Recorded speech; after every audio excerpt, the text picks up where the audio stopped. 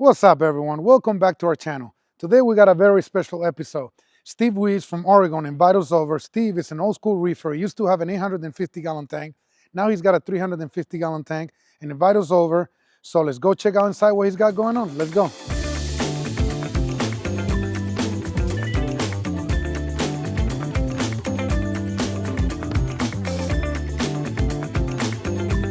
Steve, thank you for having us over, man. Thanks for coming. So we met 15 years ago in my store in Orlando for Magna in 2010.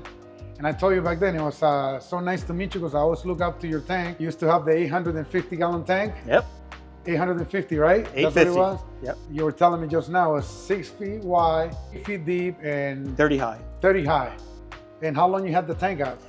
I want to say close to a decade, so Yeah? about 10 years. I'm gonna see if we can dig some photos. I'm sure you have some pictures you can give us. Yeah, they're still on my website, Yeah, still so up. we can post in the video for reference so people can see them and stuff like that. I've been trying to take that website down for years, and people go, no, leave it up. I'm like, Why? okay, leave it up. It's But just- it's 20 years old now. Yeah, but it's especially something that nice that you did 20 years ago, and it shows. I mean, looking at this tank here right now is gorgeous. It's not just how happy the corals are, but your attention to details and to the aquascape and the attention to what each coral needs is phenomenal. So kudos to you, man. But anyhow, a couple questions. I'm gonna bombard you with some questions. So how long have you been on this hobby? My first tank, I've never done freshwater, first of all, purely salt. My first tank was in the late 70s on a 55-gallon tank, under gravel filter, lift tubes, Yeah. crushed oyster shell, bleached coral. We didn't know anything about the hobby back No. then. Now we were lost. No. They knew a little bit in Germany, but not Yeah, here. and then came the 80s and the mini reef, so I was involved with that. I had a 125. Oh, This yeah? is when I was living down in Anaheim. And so I've been in the hobby off and on. I take breaks from the hobby, but I've been literally in this hobby since the 70s. Yeah, cool, man. And after the 850-gallon tank, you had a cold water tank. Which is this tank. This tank. Okay, how long you had a cold water tank? I ran this tank for also probably for 8, 9, maybe 10 years when I decided to stop and take a break from the hobby. But this entire system was geared and tailored for a cold water tank because it has certain things that you need to do for a cold water tank. Now, it's also perfectly, as you can see here, works for warm water. So, Yeah. But that's why the acrylic is so thick. It's 1 inch thick. The sumps acrylic is all 1 inch thick. Yeah. Minimal plumbing to deal with the condensation of cold water. So. And what made you go with the cold water tank? Because it's such a rarity. It seems to me like the only places where you see cold water tanks in public aquariums, obviously not at the level that you had this one, but that's the only thing that I've ever been exposed to as far as Sure. cold water goes. Yeah, it's because I'm in the Pacific Northwest, and the amount of life off our coast is amazing, and nobody knows about it. All their idea of a cold water aquarium are lobster tanks in grocery stores. Yeah. They have no idea what's beneath the waves out there. And as someone who scuba dives or has scuba dived in those areas, I wanted to bring that to life and show what can be done with a cold water tank and what's down there, because nobody knows. If they did, it would open their eyes to a whole different world. And I haven't seen pictures of it, but I would love to actually get some pictures of that cold water tank. There So is a video online I have of that cold water tank. I'm sure you could take stills off that. Okay. If not, I probably have some buried somewhere on my computer. But We can figure it out. Yeah, it's unique. And that video, and it's been on there, I don't know, since forever now, that gets a lot of views. It actually gets more views than the tropical tank because it's different. It's Cool. unique. Well, kudos to you, man. You're Yeah. you're definitely an important person in this hobby. Just by doing that 850-gallon tank back Sure. then, especially 20 years ago, nobody was doing tanks that big. I mean, a 500-gallon tank was a big deal. Sure. So an 850-gallon tank, it was like unseen, you know? Absolutely. There was a couple tanks in Europe that they were passing the 1,000-gallon mark, but it wasn't. Mike Paletta had a 1,200-gallon tank back then, but it wasn't many. And then by you stepping into the cold water tank, that's something definitely neat. And now me seeing this tank in person, it definitely shows that you know what you're doing, and kudos to you, man. So my idea for this one, when I set it up, it's pretty easy to aquascape and deal with a tank when it's the size of a closet, there. But I wanted to do something on a conventionally sized. This is a conventionally sized tank. This is not uncommon. It's dimensions. Like a 300-gallon tank, something it's like 360 gallons of the tank itself dimension. There's 400 gallons of water in the system. Yeah. So it's and it's kind of based as a peninsula tank, you know, with the overflow on the inside. On one end. So I wanted to do some aquascaping on here that was a little bit unique than what most people do. Most people these days, especially with these type of tanks, the peninsula tanks, is they'll put a ribbon of rock down the middle and just put everything on the rock. So everybody go through there and it starts being kind of flat and one-dimensional. I wanted to do something very different with the aquascaping in here and using more columers. So you can see how the rock works. It'll go almost all the way up to the surface. Nobody does that. It does go to the surface, actually. It's up there in the exactly. And everyone seems to operate under the impression that, oh, I can't have my rock more than 1/3 high because I want room for corals. Yeah. Well, maybe that's true for the entire thing, but you can't have some there's spots like this where it goes up. It provides interest. And in this case, it provides different regions of flow, light, everything else. Why I can have NPS corals that are under basically 0 par and right above it, maybe 800 par. Yeah. So you can have different environments, microenvironments of flow. The whole tank here is designed, one, if you haven't known already, I have a irrational fear and dislike of seeing plumbing. Okay. You will not see any plumbing in this tank. You won't see a power head. You won't see a MP40. You won't see an MP60. You won't see a wire. You won't see a return nozzle. You will see none of that in this tank. But you still need to achieve the flow. You still need to provide all of that. So this tank was designed all around that kind of concept and requirement that is my kind of hang-up. Funny you say that. I didn't notice that until you just mentioned it. That's pretty cool to see. Yeah, there's none. You cannot see a single pipe or anything in I can see that's where your artistic side comes in. So, and a little bit of engineering side, you got to make it work. Yeah, of course. So the way the flow works on this tank is flow comes out of here, it all goes up to the top, hits this back wall and flows. But because of the aquascaping the way it is, it basically can flow down the front, down a center channel, or since everything is off the back wall, down the back wall. So everything flows this way. And you only use one return pump? I use one return pump, but the return pump does not return directly to the tank because that's a nozzle in the tank and that's no bueno, not doing that. So it actually returns. If you want to see kind of how the flow is working, next to you here. Right here? Yeah, let me just remove this panel. So this is your overflow box here. Is that what that is? Nope, it is not the overflow box. This is how it's coming. What is it? This is a typical peninsula outfit setup where the center overflow is in the center of the end panel. But that creates 2 awkward alcoves on either side. Well, I didn't have those alcoves. I ran it all the way through the back wall. So this is like basically a circulation chamber. If you look here, you'll see a screen, intake screen here on the side. So water is coming through here, and then now shooting out up through here on both sides. So it's completely hidden. I just have to reach down from the top here and pull this pump out. Easy to maintain, protected completely from any of the critters in the tank as long as they're bigger than the screen, intake screen on here. Gotcha.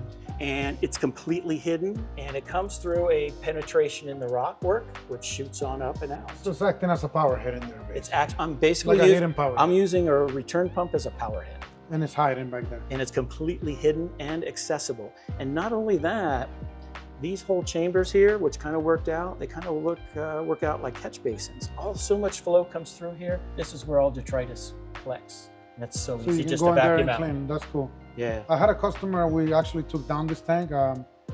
It was in Ponte Vedra in Jacksonville. We set up a 600-gallon tank. And we did something similar to that where we were able to hide the power heads behind, where you see the little holes where it will come out. You don't see nothing, just like little cuts and the overflow. Yeah. Just have a penetration in the wall, obviously, just the size to accommodate that. And then I created natural looking penetrations within the end rock wall, because this is just shelf rock, rock through here, and now click, shoots on out on both sides. Looks beautiful, man. So it's completely hidden and nothing there. But the next thing is the return from the sump. You can see the return from the sump. Yeah. That's the return from the sump. And it's above water line. I can put that above water line. So that means when the power's cut, almost nothing gets dropped Gotcha. back down. So let me ask you about your corals a little bit. Let's just start with that.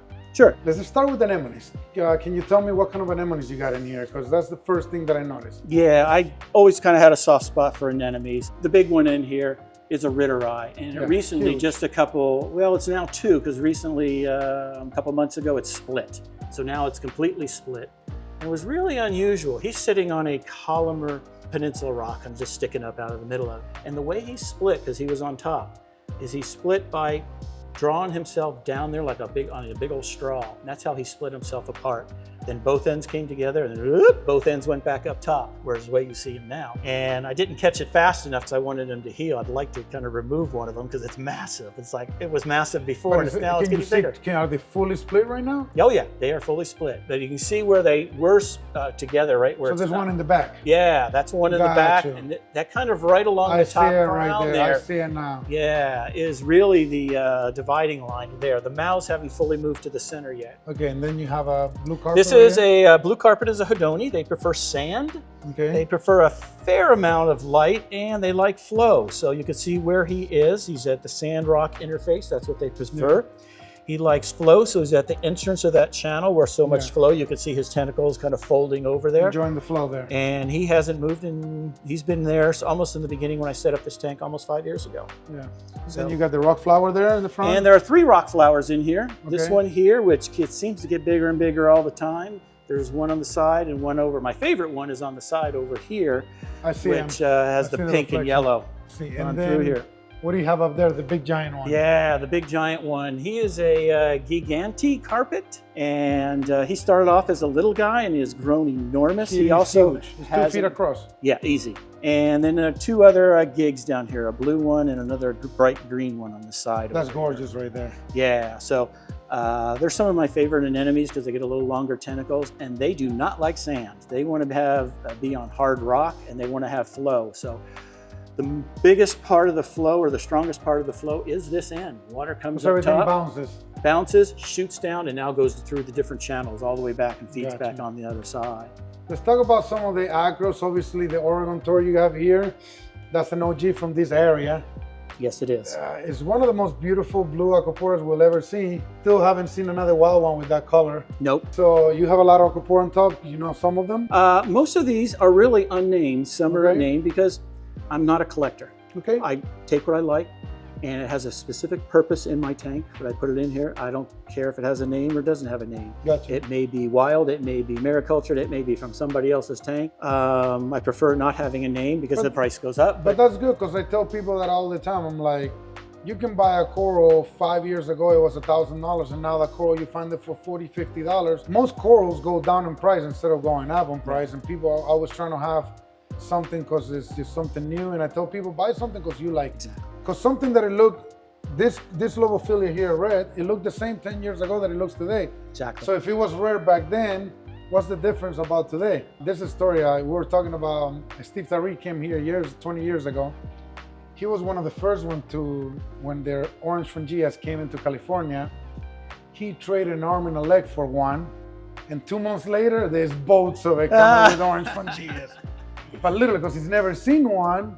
Exactly. And here comes 25 years ago, like early 2000, someone comes with an orange frangia. He lost his mind. He said he traded so many corals for it. And like I said, 2 months later, party's over. Yeah, that's the nature of the game. So I've never been caught into the collector itis of it.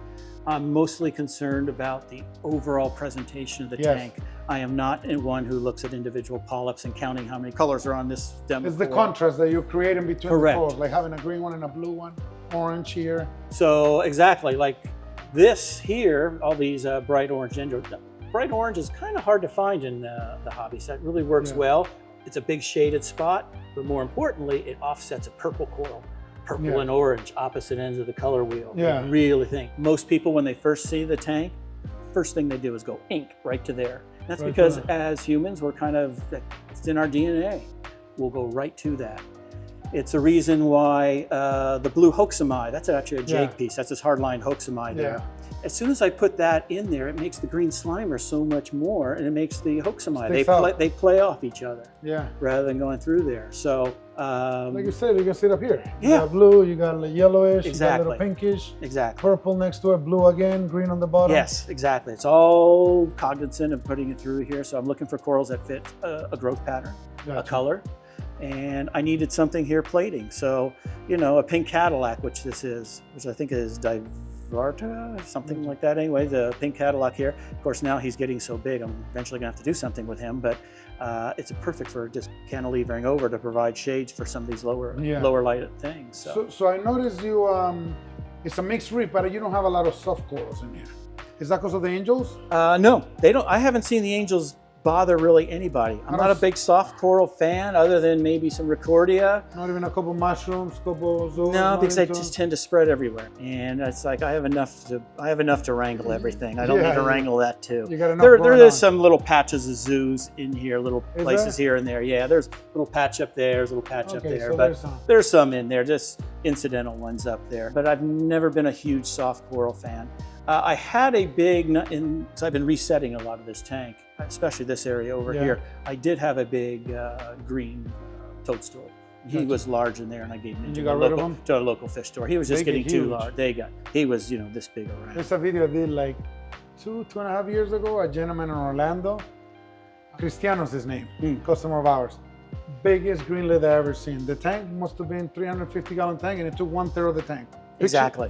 It was from here to back. It's the biggest leather I've seen till today.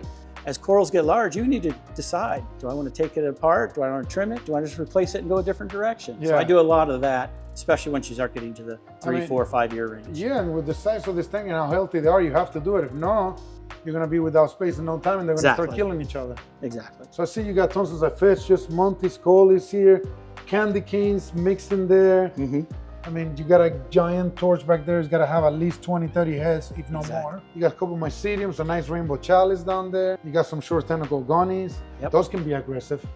Yep, so I'm watching him carefully, see if he sends out any sweepers. I don't want him to get into my logo. Yeah, and they grow fast. So there will be a time when he needs to be moved or just needs to be rearranged. So. Gotcha. But that's what this is. Talk about your fish a little bit. Because you got some very fish that I'm afraid to keep on my reef tank. I know that not exactly reef safe, but that not the other way around either, but keep with caution, right? They pick at things and you almost have to look at the other way, as long as they don't kill the coral. Exactly. So you got a long-nosed butterfly here, purple tang, you got an Achilles. I gotta ask that Achilles, does he get antsy a little bit with so much coral around? And no, he was one of the original fish in here, so he's been in here the longest, and he has his little spin. Another thing with this aquascaping, it really provides the fish to circumnavigate everywhere in the tank. They're not relegated to doing this back and forth and back and forth. They can swim in and around. Every one of these columns can be circumnavigated. Even getting behind this whole rock structure, they can get through there and behind. So they get to have fun and interact. Exactly. So they never need to stop and turn around. Does the Achilles ever had an issue getting along with the powder blue? None. None. None. The powder blue is the last tang, and he's only been here about a year. How you do it? Well, I got him when he was about the size of one of my damsels. He was That's about that big. Why. Oh, you see, I have to ask, guys. This is not like, how do you keep an Achilles with a powder blue and then tank not that large without fighting? So he didn't see him as a threat. Didn't see him as a threat. Provides him, and he grows up, and they become useful or used to him being in there.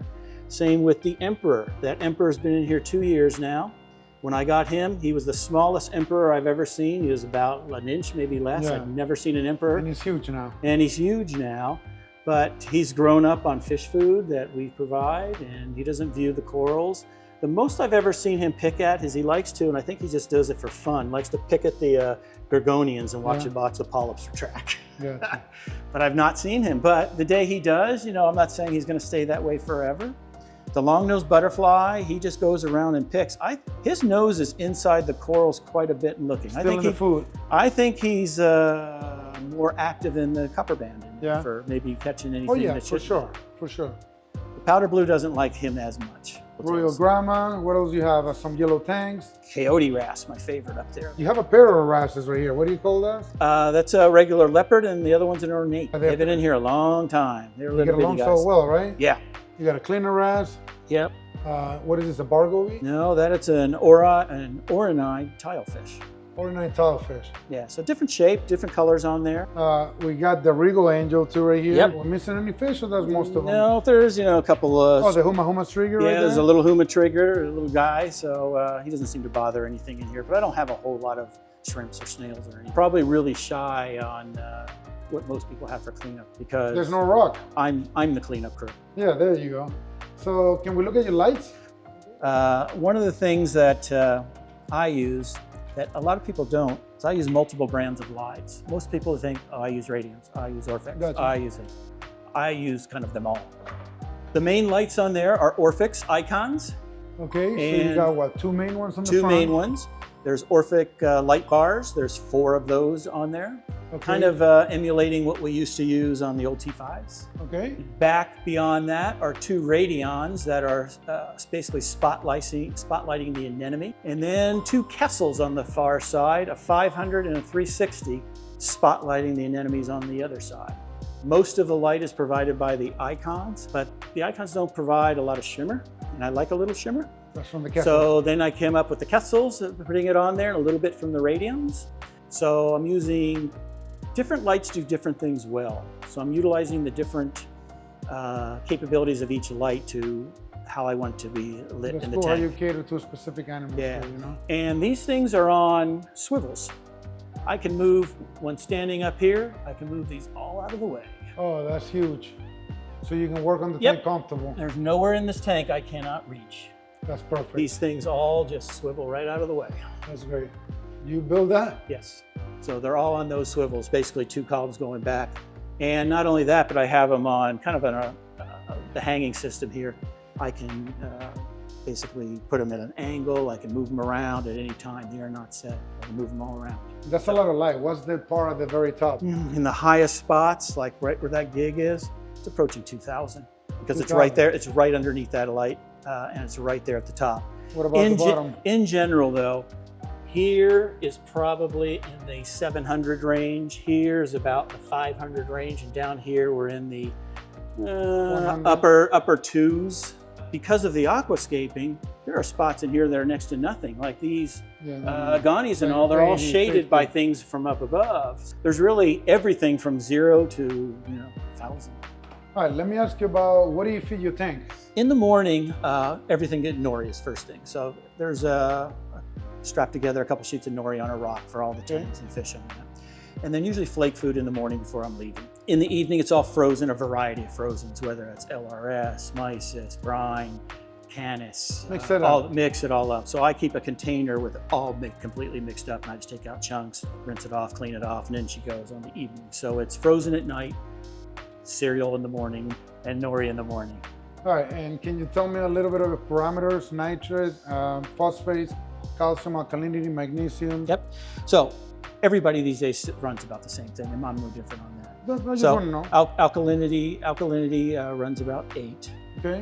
Magnesium runs high 1300s to low 1400s. Calcium is usually around 420. Phosphates usually between 0.05 and 0.1. This morning it was 0.07. So that's a good number right Yeah, nitrate usually between 5 and 10. This morning it was 7.2. Potassium 400. So the usual. there. How often you test? I test pretty much every other day. Every other day? What do you Yeah. test for?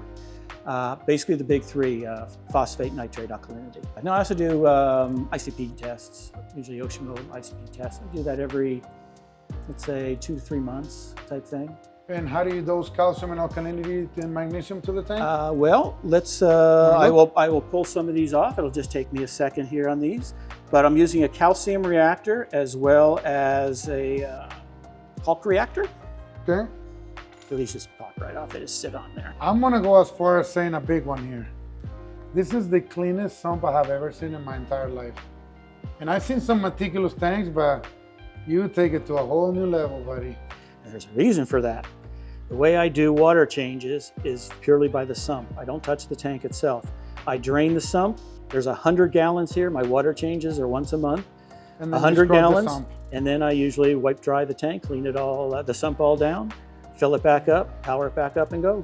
I'm impressed, buddy. Kudos to you, man. You're the big boss of the meticulous club now. You're gonna make some people jealous, man.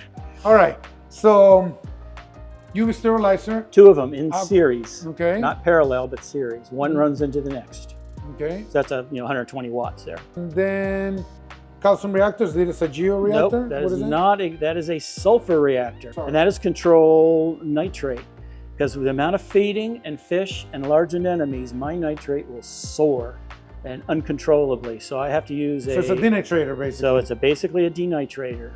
And I I see also one. water test that at least once a week to make sure that the effluent coming out is between 1 and 2 parts per million. Is it because of the amount of fish you or how much Correct. you feed? All those things. And How- anemones. How Anemones long get has the full denitrator scalps been running? from the beginning. Well, let's say within 6 months when it starts becoming an issue. What do you got back there? That is the calcium reactor back there, and that is a Deltec Twin-Tech.